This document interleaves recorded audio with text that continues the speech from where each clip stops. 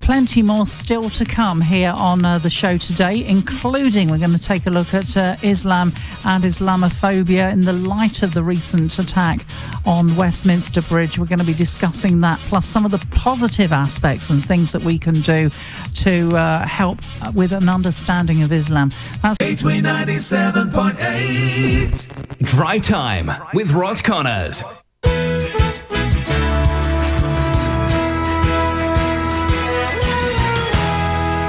Drive time for a Thursday evening, 22 minutes past 5 in the evening. And guest in this hour of the show is a regular guest here on Drive Time. It's Sidra Naeem. And, of course, we call you a teacher, all faiths at Essex. And I met you a little while ago at a mosque in Chelmsford. I had a lovely day out and discussing Islam, all the aspects of Islam. And, of course, we've seen, since we last met up, we've had the absolutely horrific incident on Westminster Bridge. And you telling me off mic just a few moments ago, you had some lovely things happening, you were doing some lovely things, and then you come home and then you get told this. It must really be earth-shattering for yourself, isn't it? It is, because all the good work that I do out there comes to an end when something like this happens. And that day, I actually went back to my children's old primary school, which are quite anti-Islamic, I thought, in a lot of ways, but they had invited me to do anti-Islamic? Yeah, in a lot of ways, you know. But that all changed, you see. I changed all of that because I did some teacher training for Islam, and I trained them to teach Islam at the primary level because I wrote the curriculum for Essex for Islam. And I was really, really happy because I'd changed their minds and they all loved me and they loved Islam all of a sudden. I remember coming home and telling my husband really happily that, look, I've changed their minds and they're all wonderful and lovely now. And he turned around and said, well, you know, he said, you can stop being so happy because this has happened. Yeah. And that really did upset me, because it's like everything that we do out there for the good, for the community and for everyone, it just goes to zero at that point when something like that happens. Yeah. Now, the gentleman in question, his name was Khalid Masood. He was linked to, or he linked himself, I would say, to Islamic State as we know it. They've praised him. But isn't this again the behaviour, the pattern, the lone wolf that's trying to attach themselves to some kind of crazed ideology? Yes, definitely. I mean, we know he was mentally disturbed because he'd already been in prison, apparently. He had already been in prison for pulling out a knife somewhere else. Yeah. That's what I heard. Anyway, there were so many stories about him.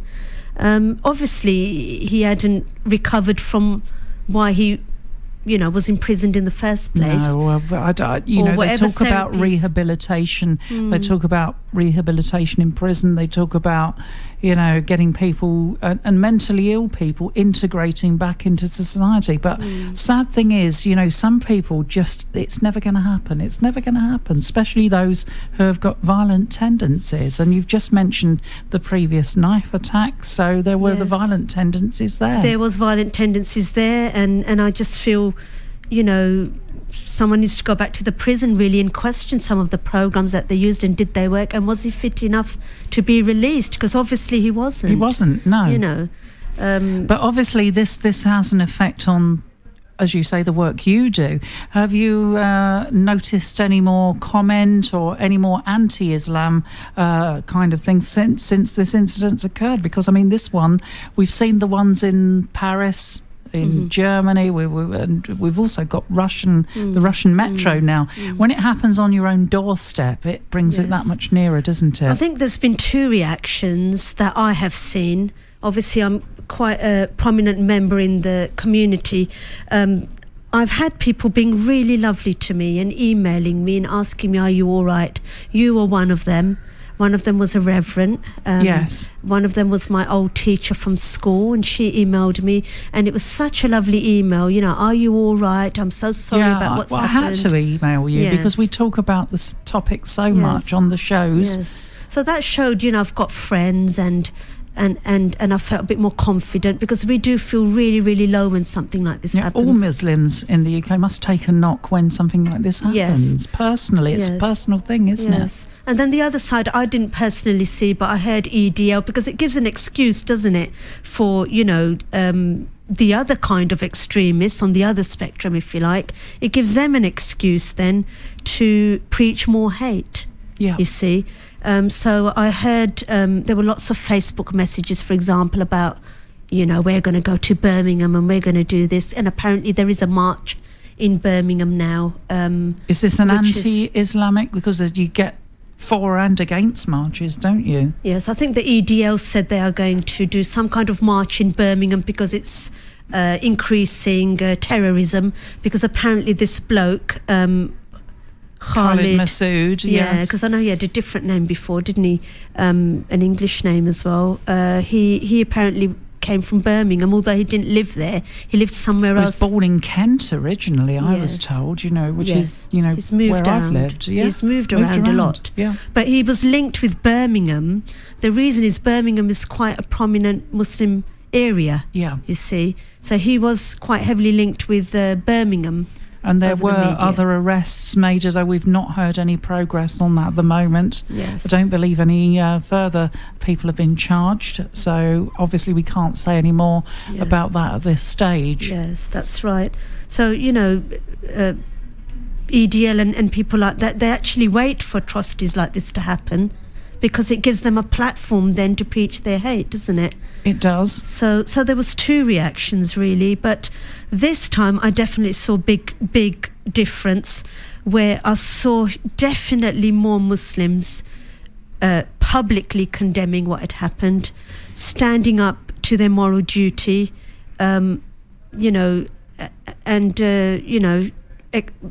very clearly saying that ISIS is not a part of their faith, and this tiny strand is actually hijacking our lovely faith. Well, that was nice to see on the news bulletins on the television, actually all faiths coming together, which is obviously what you've been trying to do here in Essex, with some of the events that you've got that you've had and got planned, and I know you've got more to talk about today. And we'll be speaking more on this topic in just a few moments' time. Now, if you're listening to Gateway from the heart of Eastgate, it's just gone 5:30 with the news headlines. A Russian spokesman says their support for the Syrian regime is not unconditional following a suspected chemical attack in Syria 2 days ago. Evidence suggests Syrian forces released the nerve agent sarin, killing more than 80 people in Idlib. As we go through this hour of the show, still to come more from Cedra. 97.8 Drive Time with Ross Connors.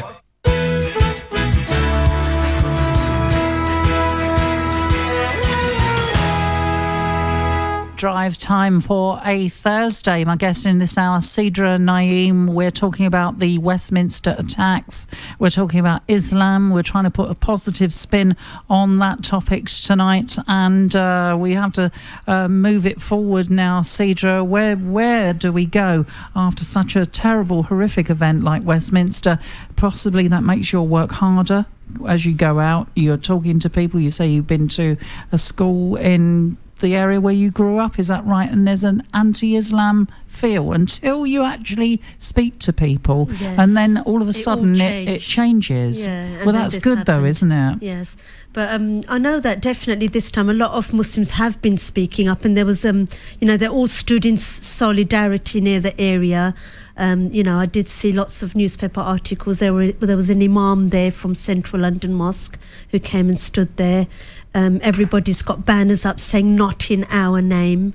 That's actually the latest logo, if you like, for Muslims. Not in our name. Not in our name. Yeah, I've seen it. I've seen it on the television. Yes, because we don't agree with what ISIS is doing. And they're using our name, like I said before, they're hijacking our lovely religion to suit their own purpose. What parts of the Quran, because presumably they read it and live by it, what parts are they cherry-picking from this that they could possibly reinterpret into something that's about violence? Because you've told me that it's about peace. What exactly can they be doing with the Quran and twisting it, let's say? I think the main problem is that it says in Islam that we have to follow the law of the country that we're living in. Right. Okay, that's the bit that they ignore. So what they do is they believe that the law the Sharia law should be in all the world. Yeah. But in Islam, there's tolerance there, and you have to follow the law of the country. And also in your own country, say there was Sharia law, did you know you're not allowed to impose that onto non-Muslims? Right. So they've got something really badly mixed up here. Yeah, they've been killing Christians, haven't they? They've been killing people from other faiths. Yes, which we're not allowed to do. No. I think that this is all about power and money and land, like I've said before. I don't think that religion has got anything to do with it. They're just using the religion to suit themselves. That's what I believe. It's frightening, though, isn't it? Because the kind of terrorism we see here, I mean, if we go back to the 70s and the 80s with the IRA and Ireland, you used to get like the 30-minute warnings or whatever before a bomb went off. Yeah, with this, it just appears to be completely random. Yes. It's scary for all of us. You know, I've been in situations where I have walked into huge places. I think I mentioned the Jamboree last time, the Scout Jamboree, where there were millions and millions of people. And I remember thinking as I went in that, what if a bomb went off here, then what? Yeah. I was frightened myself because, you know, us innocent Muslims are also in the same situations. Yeah. I mean, it's indiscriminate who the victims could be. Yes. And now, how do you feel having seen this is reports that we've had now of a chemical attack in Syria? I mean, this is you know, everybody's denying knowledge of it. The Assad regime saying it's not responsible. Yeah, well, somebody's responsible, and that worries me because nobody's owning up. And whoever's doing it, it's wrong, we know again. Because chemical tests have proved it's sarin. That's the chemical that's been used, which is common in these kind of attacks. And if it's not the Assad regime, then who is it that's doing it? Exactly. And it's no different really to what Hitler did, because didn't he use chemicals and gas and all of that when he, did the Holocaust? So it's no different to what he did. Yes. Is it? So dropped from an aircraft onto a town, and obviously the people suffering, I mean, at least 20 children have died in this as well as adults. So, I mean, there seems to be no respect for life. Yes, and in Islam, I think when I did cover war, I mentioned that in particular it is specifically written actually in the Quran, we're not allowed to kill children, mothers, the vulnerable, the elderly. But these are exactly the people who are dying. Yes, and they're the people who are dying, so it just doesn't make sense. But if it is the Assad regime responsible, are these people are Muslims, aren't they? I think, again, it's about imposing their laws. So they're breaking their own laws. And oppressing their people.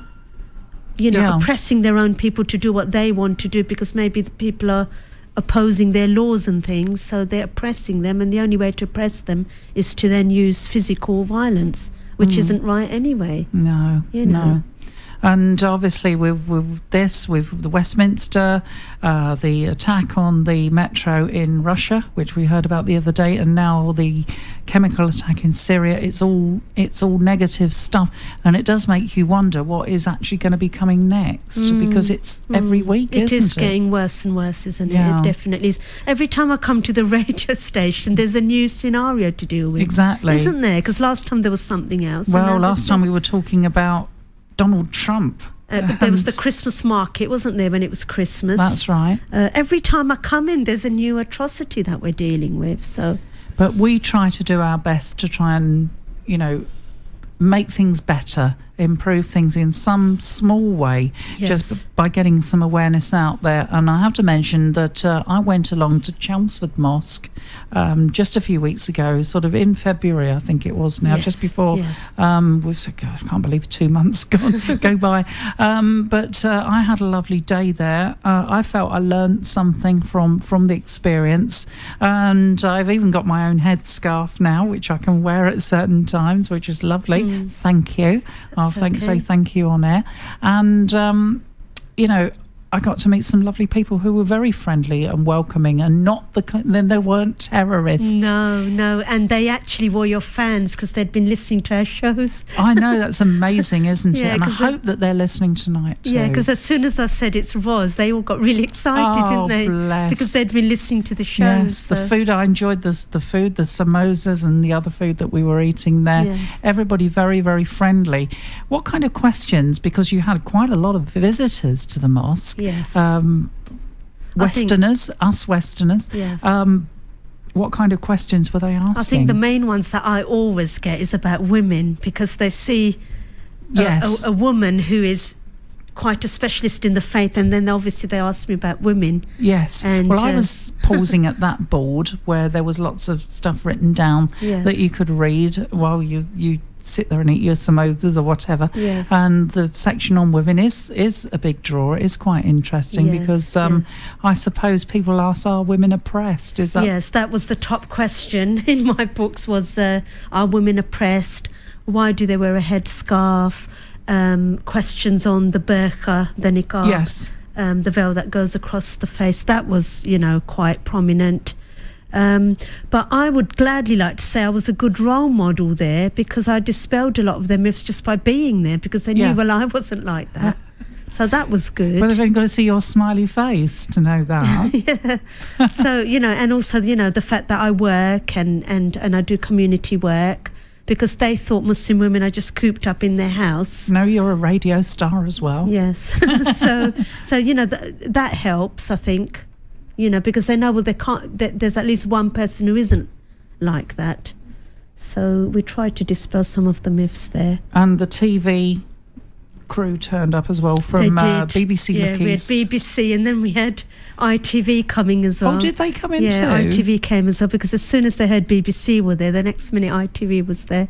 Ah, So it turned out quite big, really, in the end. So I didn't see the piece on ITV. I did see the piece on Look East, and I did feel it was positive for a change. Yes, yes. And it was just lovely to see. Okay, it's 13 minutes away from 6 o'clock. My guest Sidra Naeem on the show this evening. I'm sure she's going to stay for the third and final hour that's coming up. High Time with Roz Connors.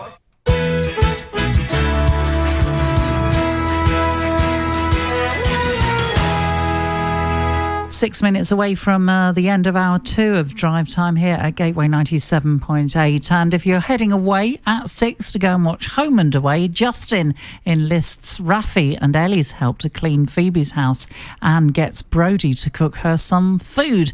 And if you're staying here on Gateway, my guest is Sidra Naeem. We're talking about Islam this evening. We're trying to put a positive spin on the subject with some of the atrocities that we've seen, that we've been talking about, the chemical attack in Syria. Who's responsible? No one's owning up to it. And in our little way here in Essex, we're trying to do our best to get people to have a better understanding of Islam. I think you're nodding there, and I think we just have to try our very, very best, don't we, Sidra? Yes, I've got a couple of bits here that we have been doing, actually. So on that actual day, when all of that happened, that same evening, there was an interfaith quiz night. Oh, and you were the quiz mistress, weren't I was. you? Yes, I saw that. I would have loved to have come to that, but I wasn't able to make it. That was on the same day as the Westminster attack. It was, and what was really interesting was nobody said not a word. So everybody just kept it to themselves. Right, We so it all already pretended. happened It at happened lunchtime, sort at of 4. lunchtime. Yeah, it was a Wednesday, and it was that evening was the quiz night. So, but that cheered us up, because that was a really good laugh. It really was. We had lots of different faiths. And what sort of questions do you ask as quiz mistress? I can ask you. What I did the questions were? because I was religious education coordinator Right. for over 17, 18 years at the primary level, where us primary teachers have to teach all 7 religions on the curriculum. So the questions are about faith, are they, within the quiz itself? Yes, and they were all taken actually from the curriculum for religious education. So we had 7 faiths. The only religion I'd say I didn't have knowledge of was the Baha'i faith, because that's something we don't teach. That's one I've never schools. heard of. Yes, the Baha'i faith is started in Iran, actually. So we had Buddhism, Hinduism, Islam, Christianity, Judaism, Sikhism, and then Baha'i. So they were the 7 faiths. And we had a really good laugh, actually. It was a proper quiz without the alcohol. We didn't have any alcohol because it was in the Salvation Army. Muslims don't drink anyway, and the Salvation Army are squeaky clean when it comes. They're all teetotal, so no alcohol allowed. But apart from that, it was the same fun, and at the end there was a trophy to go out to the winning table and some runner-up prizes as well. And it brought people together, and it also made people realise just how little they know about other faiths apart from their own. Oh, it's absolutely amazing. And I mean, I'd like I said, I'd love to have been able to go along to that. Romford Mosque, wasn't it? Somewhere down there? That was it was in Romford. It was in the Salvation Army. In the actual Salvation Army itself. So, yes. Okay. So there's that, and we've probably got lots of other events coming up. I'm afraid we're sort of running out at the end of this hour. You're going to stay into the next hour of the show. Yes, you are, I'll tell you I more. hope you are. And we'll find out more right after the news with Elizabeth at 6. So it's that and my trip to Chelmsford Mosque, which I have to say is very enlightening. And I came away with a little goodie bag as well. Yes. Goodie bag, and some. I better tell the listener what was in that goodie bag right after the news at 6 o'clock. So home and away, if you're heading to the telly, that's just about to begin over on Channel 5. And if you're staying with me, there's plenty more to come in the next hour with Cedra and myself. We're looking at all faiths, Essex, focusing on Islam and Islamophobia and trying to dispel some of those myths. Also on FM and online, this is Gateway 97.8.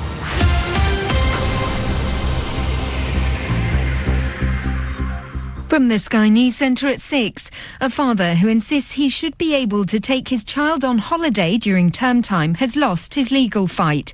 The Supreme Court says it doesn't matter if a pupil in England attends lessons regularly. It's up to schools to decide if a trip's acceptable. But despite the potential fines, these parents don't have a problem taking their kids out of school occasionally. 4 or 6 hours that could cost us £2,000 or £3,000 on a planned holiday. I actually think the head teachers, who are probably parents themselves, would recognise that. I think parents should have freedom with their children. £172 for saving, let's say, £1,000 on a holiday. I would do it. my guests, Cedra Naeem, in the studio.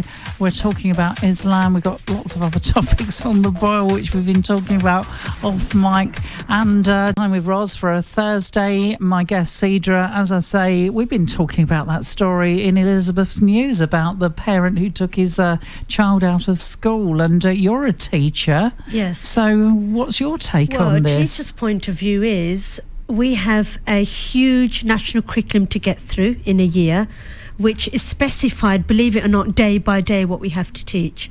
So when children are taken out of school, they miss out on the curriculum, which then puts them back in the class, and then they don't perform so well in their end of year tests. And all our tests are collated at the end of the year, put into league tables and publicised out on the internet. So we have to answer, teachers have to answer and take responsibility for how well their children do. Right. There's within our schools, we do audits to see the lowest performing pupils. And believe it or not, what we have to do is we have to tally the low performances up with their absence This is all Ofsted, isn't it, that imposes this? Yes. Ofsted. Don't forget, Ofsted comes in and then looks at our levels and then can pick up on those levels. Also, the children, the ones who are not doing so well academically, there is actually a correlation between them not doing so well and their absences. That's been proven in schools. I did an audit myself because it has to do with all the special needs children, the ones who, were behind.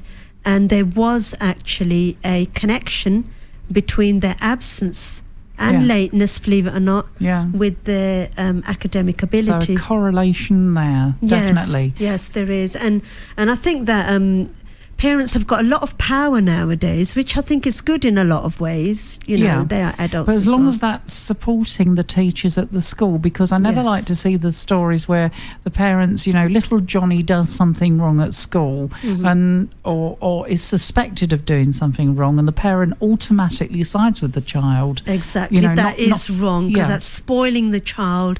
And I've seen many, many children then laughing at the teacher, saying, what are you going to do about it? Well, that then empowers the pupils, doesn't it? Does. The children, Yes. and they think they've got some kind of hold over the teachers. Yes. And that can't make it easy for you. Very difficult. And in the olden days, no matter how good the student was, if the teacher ever complained to the parent, you'd get a clip when you got home from the Dad, parent exactly. first. You would be before- frightened of being in the teacher's bad books or getting order marks. Yes. We used to have merit marks and order marks in our day books. And I mean, you'd hate taking your day book home and mum or dad seeing the order marks, because they'd say, well, what have you been doing? And like you say, clip round the ear. Have you got too many of those? Yeah. And nowadays, a lot of parents, they take the children's side, and then that's where the problem is then, because then teachers are not treated as professionals, and teachers actually... It's undermining teachers, isn't undermining it? them, and I think they're very valuable, especially at the primary level. I mean, I've moved on to university level now,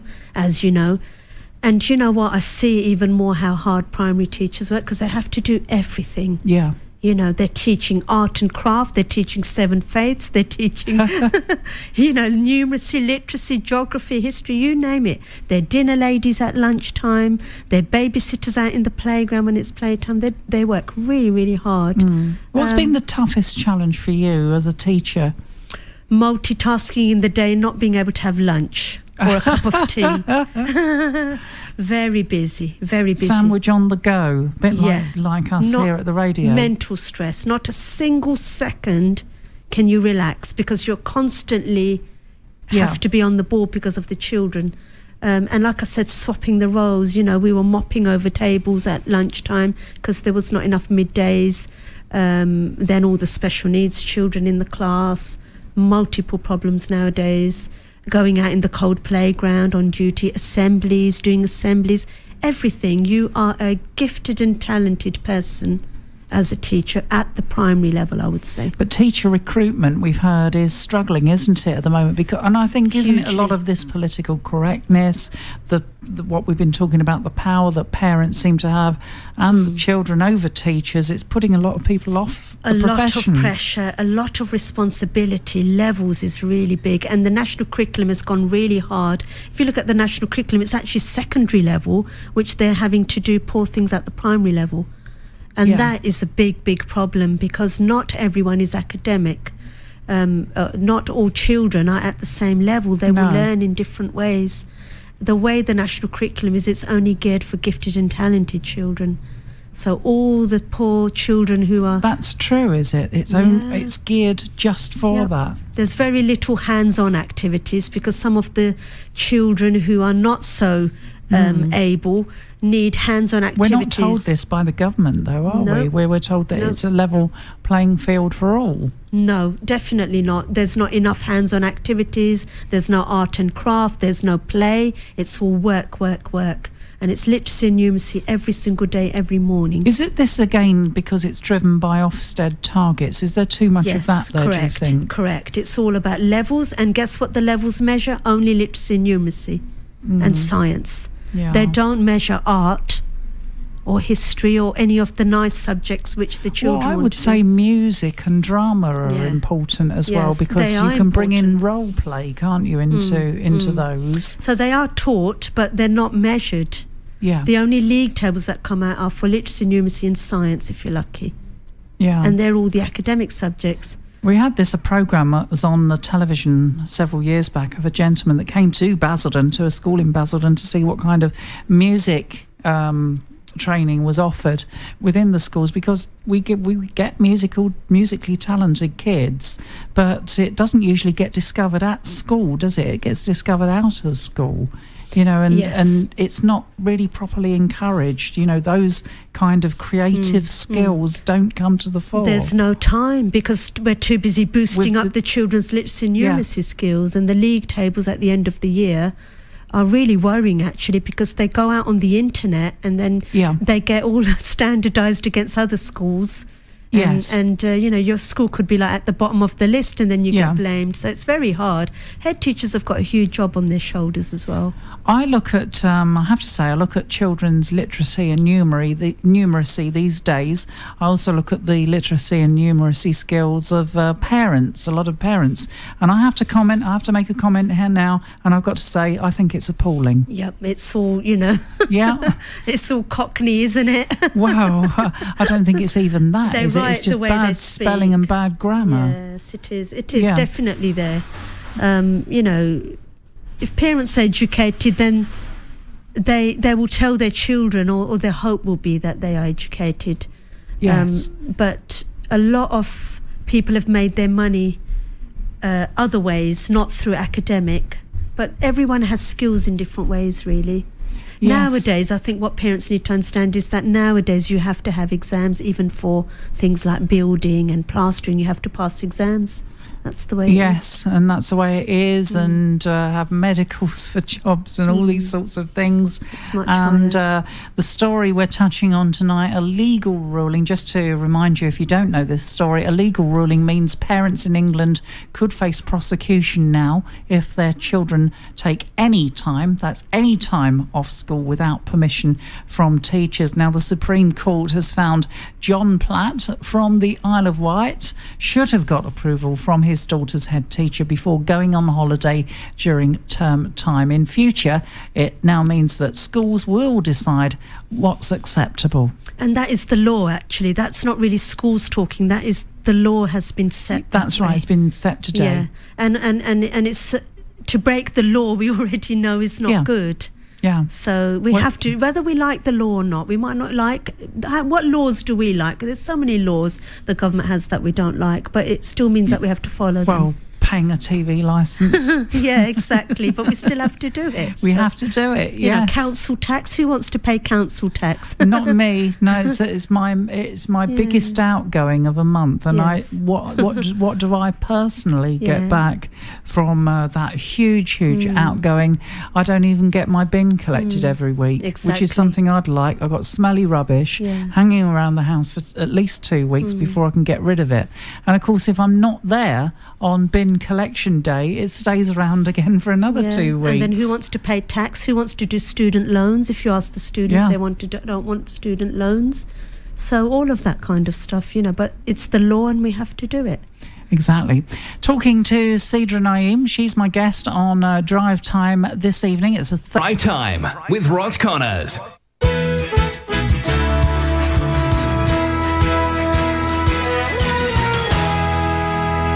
From the heart of Eastgate, it's 18 minutes past 6 o'clock, and my guest on Drive Time tonight, Sidra Naeem, a regular guest, been a quiz mistress recently in Romford, having a great time, though. That was the day of the Westminster Bridge attack, and obviously after arriving home after that, must have brought you down a bit.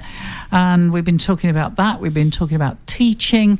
Earlier in the show, we've been talking about, I don't know if we're ever to pronounce it, lifetime ISA, and or LISA is the way they've written it here. The Treasury says it expects the lifetime ISA market to grow despite its latest savings product launching without the support of any major high street bank, and they can be opened by people aged between 18 and 39 and offer a government bonus of 25% on savings, but only Hargreaves Lansdowne, Nutmeg and the Share Centre are offering them. Lloyds, Barclays and Santander say their position is under review. It's amazing how some of these big banks are not picking up on this. We had an expert speaking on this in the previous hour of the show who recommends that we save for old age. We need to do it. We just need to do it. People are not saving as much, he said, because they're spending, which is GDP is good because of the spending, but obviously... Yeah. Remember, the pension age has gone up to 67 for women now. Yes. So it's much higher It gets, as I get nearer pensionable age, they move it. It gets further and further. it gets out of reach. It's like chasing a rainbow, isn't it? Yes. People are living too long. That's what the problem is. Too much technology out there to help us live longer. Yes, it's thrown them all up in the air. So you've been a quiz mistress. We've been saying in Romford. Yes. We've had the event in Chelmsford at Yes. the Chelmsford Mosque. I came away with a copy of the Quran. Yes. So I got my reference copy. That was in my English. goodie bag. I didn't say what Yes. was in my goodie bag. Little bits about Islam, but I got my own, mint copy of the Quran. Oh, that's good, isn't it? It's great. So I can have little reads now and again. And it's very similar to the Old Testament, actually. If you've Yeah. ever read the Old Testament, very bits similar. of it. Yeah, bits of it. Some of the prophet stories are the same. Yes. And lots of the other rules as well. As the I Old do go. I Testament. go to church, Christian church, on a Sunday, Yes. and sometimes I do readings in the church in front of the congregation, and I Yes. read bits from both the Old and the New Testament. Yes, So yes. I can take my copy of the Quran on Yes. there now. That'll raise Yes, and that takes me actually to another point. I did a reading, actually. It was the Essex County Council, the leader of the Essex County Council, the main person, Mr. Aldridge, I think Right. his name is, Alderman, something like that. I've forgotten his name now. They asked me, actually, from the Muslim community for the first time to come and do a reading from the Old Testament, Well, which you're I becoming did. quite well known now, aren't you? As a local celebrity. Yeah, but that was really good because there were so many mayors and mayoresses there, and that was in the cathedral in front of everyone. So, and I got a lovely letter actually to say thank And you how for did doing it that. go? How did it go? Really Good? well, really well. Do yeah. you enjoy the public speaking? Yeah, it was just 2-3 sentences, but it Yeah. it was good because it was important because there were so many members of parliament there and mayors and mayoresses there. It was all very, very important. I was the only one there who didn't have a gold necklace, put it that way. I think next year I'll probably get one of those or wear a Well, they necklace. invite you to become Lady Mayor, perhaps, of one of these. golden necklace. Yes. So there's that. And what else have we got that's coming up that our listeners might be Okay. interested Well, the in? other one, which I thought went really well, was there was a global week. Oh, right. And at the university where I work, I helped with that. So we had a culture swap where hundreds and hundreds of clothes went in from different countries, and Right. everybody had a go at trying on different costumes. Oh, that must be fun. That was really good fun. And trying out different people's food and looking at artifacts from all over the world. We had a minibus that came to my house who picked up all the stuff because I had stuff from everywhere. And then we had Bhangra dancers in as well. So that was more about culture, getting to know about different cultures. The students absolutely loved it. Absolutely loved it. We even had an English a Union Jack dress and a Union Jack scarf as well for the British. A bit like Jerry Halliwell's. Yeah, it was one of hers actually. It's one of the ones that she had designed. Oh, right. So it was an original. It was an original that she had designed. Really? She's known as Jerry something else now, and I can't remember Yeah, what she's called married now, Married isn't now, she? and Yeah. with children, I do believe. Yes, so that went really, really well. We're still feeding the homeless every Friday, and Okay. that's really good because that's in a church in Romford. And Are there many homeless? there is up to 30. Sometimes we'll get less. So that's a whole group of us who are helping out there. I'm not the main person who initiated that, though. I just go and help out whenever I can. But that's going really well. Where do you find time for a home life? I find that You're busy for doing all these faith, things. you find time, Yeah. and God finds time for you. Honestly, that's how I feel with Do you faith. not get tired though? Because I get, all the It gives things me I such do. a buzz, and Yeah. it makes me happy. Makes me really content doing all the stuff when it comes to faith and social life. That is our social life, Yeah. And my husband fully supports me, and he's with me on each and every. Well, that one was of going to us. be my next question. He possibly he's at home. And He comes with me. Does he come with He you? comes with me. Yeah. He's interested in all of that stuff. Okay. He likes everything that I do. And what about your son? They're both at university. You've got two And my daughter and my son. So I've got one of each. They're Right. both at university.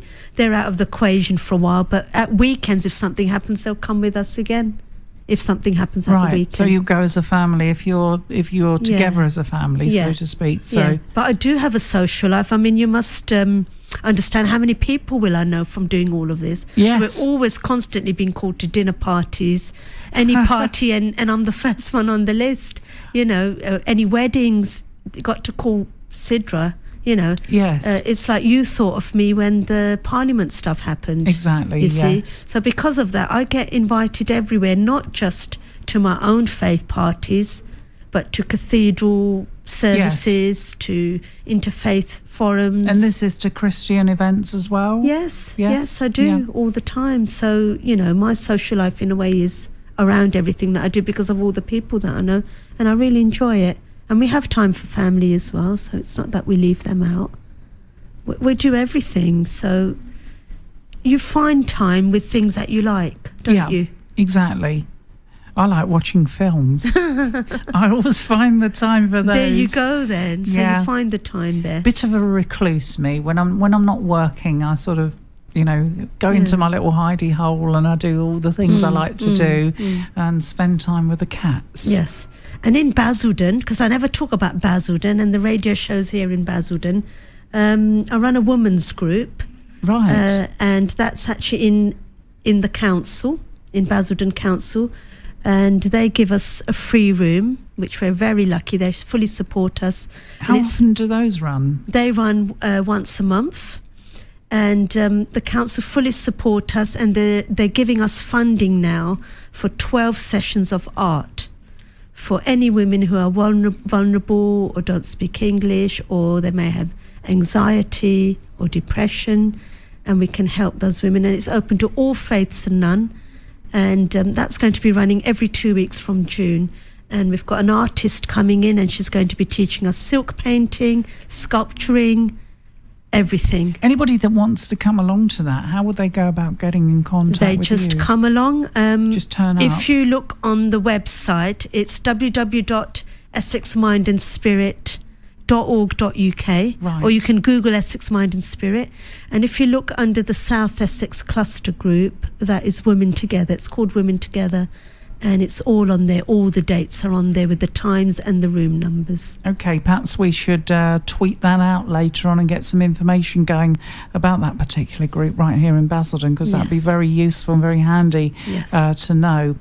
It's 27 minutes past 6 o'clock. It's Gateway 97.8, our local radio from the heart of Eastgate. But enjoy that. If you're going to stay with me, there's more from Cedra, and we're talking about the interfaith forums. And that's right after the news here from the heart of Eastgate. Drive Time with Ross Connors.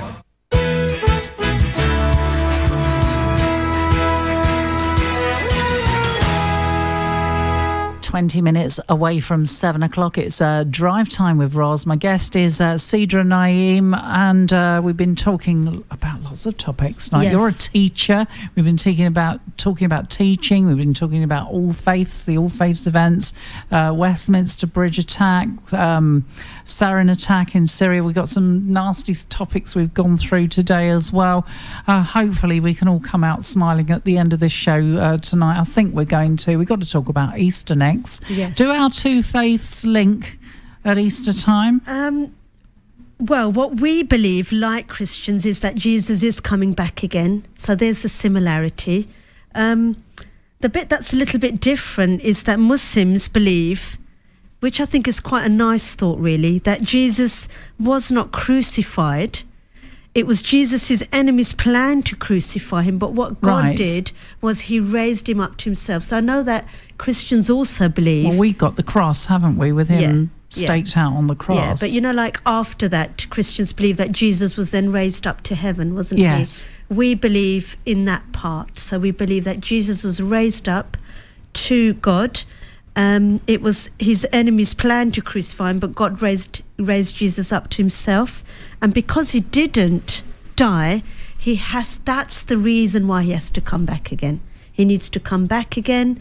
His mission wasn't complete either, because he came originally to get rid of all the interest and the taxes and everything that was going on. You know, all the money problems, where he went and he toppled over all the tables at the temple and everything. Islam, though, seems to be more focused on the Prophet Muhammad. We hear a lot about the Prophet, don't we? in Islam. I mean, what's interesting is that Jesus is mentioned 25 times in the Quran by name. He's actually mentioned more than that if we don't look at the name, which is more than Muhammad. He's only mentioned 4 times. Really? Yeah, so you've got a Quran there.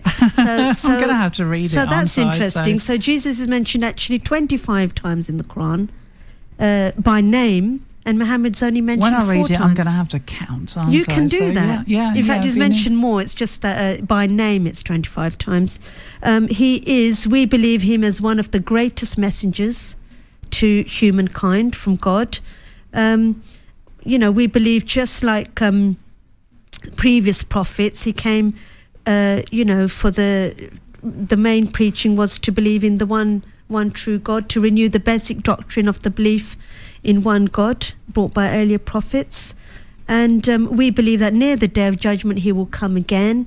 We believe in all the stuff in the Old Testament about when he comes, it will be like heaven will come on earth, and the cattle will graze amongst the sheep, and all of that kind of stuff. The wolves will graze amongst the sheep, and God will take all the venom out of all the snakes.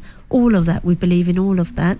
And we're actually waiting for Jesus now, and if any time, it's now that he needs to come, because he'll sort everything out, won't he? Well, one would like to think so. It would be help, wouldn't it? It really would help. It really would help, because he's going to tell ISIS to get lost, isn't he? And I'm tell them sure, to stop. yes.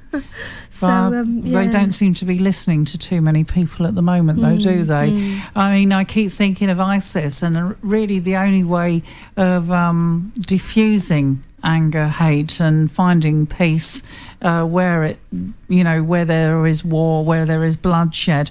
In the past, it all usually comes down to people sitting around a table talking. I mean, that's what happened with the Good Friday Agreement with Northern Ireland. People sat down, talked. There's still the old wounds. We still hear of the old wounds. And I mean, since you were last in, we lost Martin McGuinness as well. And there was still ill feeling towards him, although he was one of the people who led the peace talks and eventual peace in Northern Ireland. We got to say a lot of that was down to Martin McGuinness, who's, the things change, people's ideals change, and I think really only the people sometimes who are waging the wars are the ones to actually end them. Yeah, I mean, like Jo Cox, she was an MP, wasn't she? And she was murdered by that man called Thomas from Yorkshire. Yeah. Again, she had a lot of things to say, didn't she? And exactly. Now someone didn't like what she said, and then they went and killed her. So that's quite a recent one, isn't it? She was an MP as well. I know, and it's horrific. And of course, this has brought in question the security around MPs, and of course, with the Westminster Bridge, the person in question, Khalid Massoud, he actually got into the compound area at Westminster through a gate that was open. So I think the answer to all of this now for everyone, Christians and Muslims, and Jews are awaiting him, aren't they, still as well? Yeah. To bind everyone together will be Jesus returning. Right. And when he comes, we believe there will be peace on earth, there will be love and tranquility. Well, there will be peace and tranquility in our house so long as there are Easter eggs, chocolate eggs. And of course, we've now got this week Cadbury's airbrushing the word Easter out of Easter eggs. Yeah. I didn't see that. I saw Easter egg hunt that they're doing, some kind of Easter egg hunt. Well, it's something to do with Cadbury's, and we'll touch on that in just a few moments' time with our last bit of our discussion about Islam, and of course Christianity as well in question, obviously with the word Easter being airbrushed off of the Easter egg packets. I'm still going to call them Easter eggs, even if Cadbury's might not want to. Political correctness gone mad again. Drive Time with Ross Connors.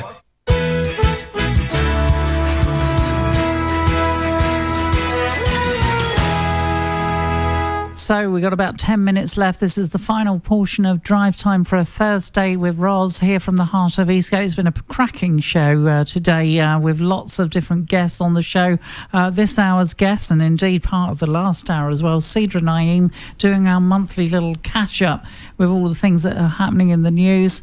We're discussing Easter and caught you out with one here, the Easter egg row. The Church of England has accused the National Trust of airbrushing religion out of a children's egg hunt, and Cadbury's new egg hunt logo, which does not mention the word Easter.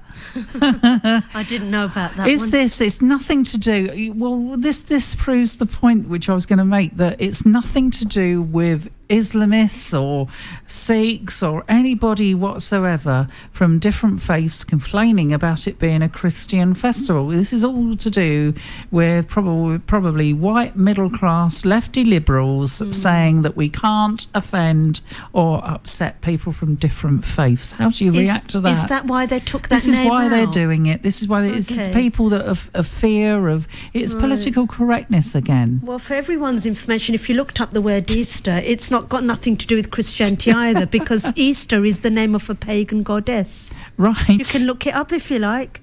So originally, in this country, before Christianity even got here, there was already a goddess being worshipped called Easter. And she was a pagan. Yes, the pagans worshipped her, and they believe that she will bring the spring equinox. Okay, right. So all the chicks and the eggs and the lovely spring flowers and the blossom, this goddess Easter brings.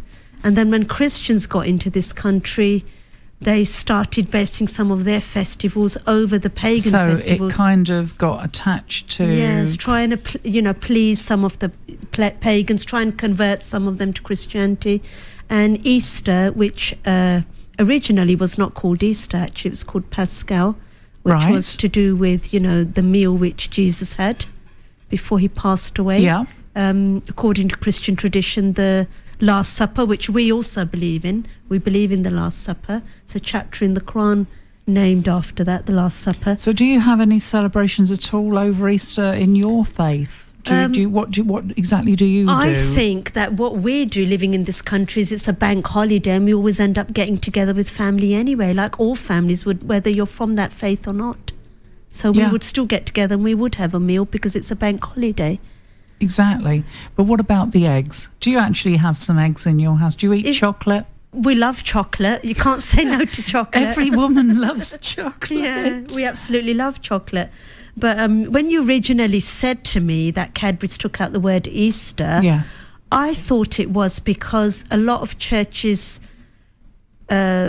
say that word Easter is the pagan goddess. So I thought that's why they've taken it. No, it's the National Trust, the ones being accused by the Church of airbrushing faith after it dropped the word Easter. It's an annual Easter egg hunt. It's an annual event. Yes. Hundreds of thousands of children search for chocolate eggs at various National Trust properties. It's been rebranded to exclude Easter for the first time in 10 years. Right, so they've got to look up their history then, because the word Easter's not to do with faith, it's to do with paganism. So and you can look that up on Wikipedia, it's all on there. It's all on Wikipedia. Easter is the name of a goddess. Yeah. Scandinavian pagan goddess. Well, I've got the old logo up here, National Trust Easter Egg Trail. This is the previous advertising logo for the egg hunt, and a spokesman for the Church of England said this marketing campaign highlights the folly in airbrushing faith from Easter. So it doesn't get my support, clearly doesn't get yours,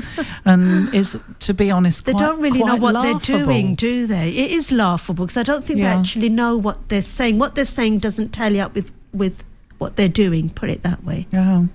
So now tell me one more last question before we wrap up, and we're going to have to wrap up very soon.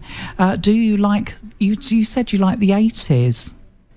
Yeah, that was my teenage years, yes. Yeah. That's the best era for me, was the 80s, because that was my teenage years, wasn't it? When you're at your best. And you loved all the music in the 80s. I loved the music in the 80s, I won't deny it. And what sort of musical artists did you like? Well, I loved Michael Jackson's songs, and George Michael and Wham. I was devastated when George Michael passed away, because I'd say Wham was probably my first idol group, which I liked in those days. Also like Madonna's music, but there was so much good music out there, wasn't there? Such a variety, wasn't there? The Thriller album came out in the mid-80s, and I like the new romantics as well, your Human Leagues and your Spandau Ballets, and the music was just so good. I like the synthesizer sounds. Steve Strange as well was interesting. The electronic synthesizer sounds I really liked. And you've got Kraftwerk for that, haven't you? Sort of bands like Kraftwerk with a model. They had a top single that. Well, you're in for a treat anyway in about 5 minutes' time, because right after the news with Elizabeth at 7, we've got 2 hours of solid 80s music with Richard Becker. He's here with Strictly 80s. At 9 o'clock this evening, you can catch world music with Dave Montier in A World of Difference. And then at 10 tonight, the unsigned bands that feature on Best of British. Matt Graveling in the hot seat for that. And so I'm going to say cheerio. I shall be back for another drive time tomorrow from 4, where we're taking a look at theatre, looking at the town gates, things that are happening there, shows that you can go and see, and also speaking to one of the stars from the brand new production of Educating Rita. That's coming to the Queen's Theatre in Hornchurch, speaking to one of the stars and its director on tomorrow night's drive time. So make sure you don't miss that. Cedra, it's been lovely. Thank you very much for having me again. Thoroughly enjoyed myself as usual. And you'll be back next month. Okay, for another session. And especially for you, we'll finish on something from George Michael. Have a great evening. Thank you so much.